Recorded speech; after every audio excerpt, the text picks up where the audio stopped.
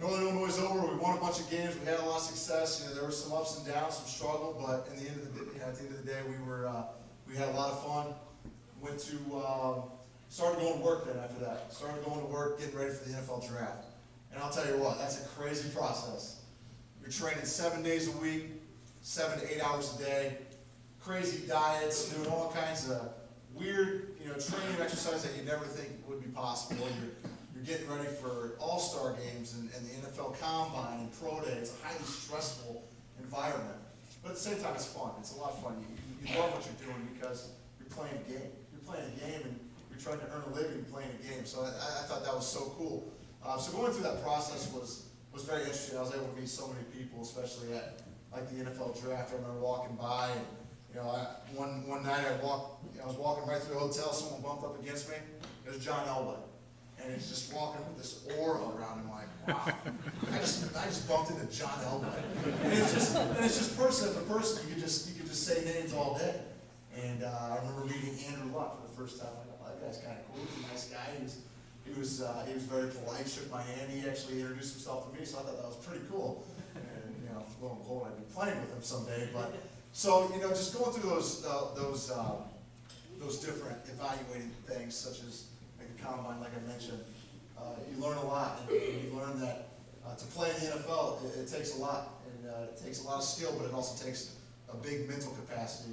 You're really tested. You get asked some tough questions in interviews, and they really put you on the spot. And,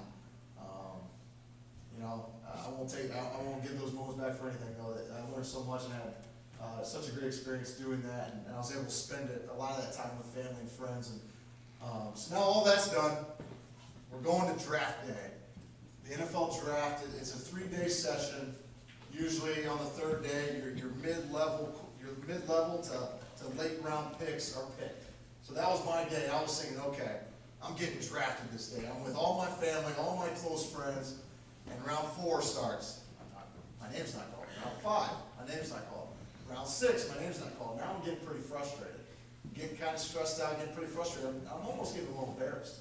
Round 7 happens. My name's not getting called. And round 7 is the last round in the NFL draft.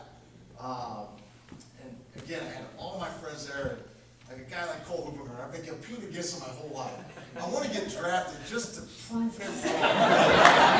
Because I know deep down in his mind, he's thinking, he's probably down. I don't know if Chandler can get drafted. I think he's a good player, but I don't think he can draft something. I want to prove him wrong. Like my brother Mitch, I want to prove him wrong. And my name just wasn't getting called.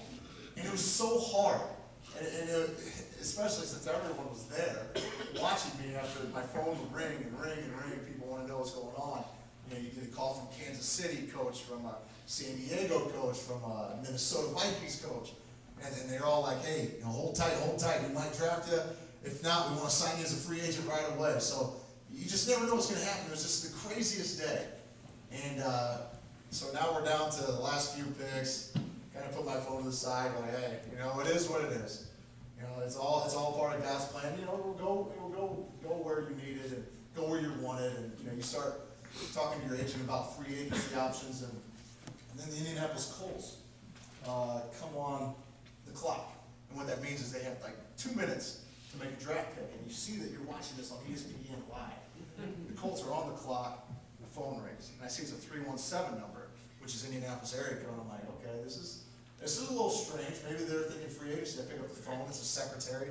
She says, "Is this Chandler Harnish?" I said, "Yes, it is." And she said, "Give me 1 second. I'm going to connect you with our general manager." I said, What? All of a sudden I stood up. I went away from all my family and friends because they're loud. And, then all of a sudden they got real quiet. And Mr. Grigson comes on. Ryan Grigson, the general manager for the Colts. Chandler, he's like, "How would you like to come to Indianapolis Colt?" I said, "Heck yes, that would be awesome." And at that time, you can hear the rumbling from the family and friends. They're starting to get pumped. And he passes me off to Coach Chuck Pagano, our head coach. I talked to him for a couple minutes. And he said, "Chandler," he's like, "enjoy this moment." He's like, "Go ahead and hang up the phone." He's like, "Watch it live on TV." So I hung up the phone. And maybe 20, 30 seconds later, we were able to watch it live on TV. So we knew before it was happening that I was getting drafted. But just the way it happened, the last pick, going through I mean, it was literally the worst day of my life until that moment. And it was the best. So it went from being the worst to the best day of my life. And got picked, and the place went crazy. And I was shocked at first. I was excited. And all of a sudden, nervousness set in. I'm like, oh my gosh, I'm going to a team. I should say this. I got to backtrack a little bit. People would ask me during the draft process, well, who do you want to get drafted by? And I would say, anybody but the Indianapolis Colts. And I say that because all the family, all the friends, I mean, everyone around here is huge Colts fans. I'm like, there's going to be too much extra pressure, extra stress, and then I get drafted by the Colts. You know, like I said, I was nervous, and I was excited, and I got kind of nervous because I was doing a bunch of interviews, and I was like, oh my gosh, no, the dream kind of came true. Now I got to go and prove it. Now I'm going to be on the field with Dwight Freeney, Robert Mathis, Reggie Wayne. And I was, first day. I'm sending Reggie Wayne in motion on the pass route. And I didn't even realize it. I called and played the huddle. And I go there and I said, Hut, and I send the receiver in motion. Here comes Reggie. And I'm literally deer in the headlights as Reggie's running as he's running across the field. And I threw it to him. And it was a terrible throw. So I didn't get caught. I threw it out of bounds. But I can say my first play went to Reggie Wayne.